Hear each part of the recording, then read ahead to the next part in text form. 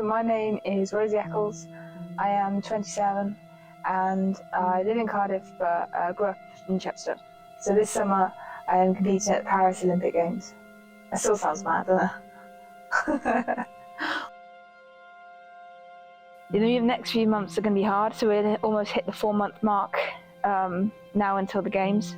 I've always had my feet on the ground and I've always sort of been the one day at a time. Like for me, I've always feel so accountable of every day. That's why I've never missed sessions, and sometimes that mindset means that I get too bothered by sessions that I haven't missed through illness, but actually having that mindset means that I rarely miss training and put my all into everything. So I've got a tournament in 3 weeks. Up until then, I'll be in camp between Wales and Sheffield. And then we've potentially got some pretty heavy camps, international camps towards the end of the year, and maybe a couple more tournaments. And then before you know it, we'll be off out to Paris. I went to Chepstow Comp growing up, and yeah, sort of grew up in school. I did a lot of running.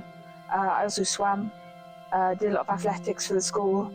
I always had a dream of being an Olympian from the age of 8, and yeah, it was always like the motivation that got me into sport from a young age, and yeah, carried that through, but probably wasn't quite good enough at the rest of it.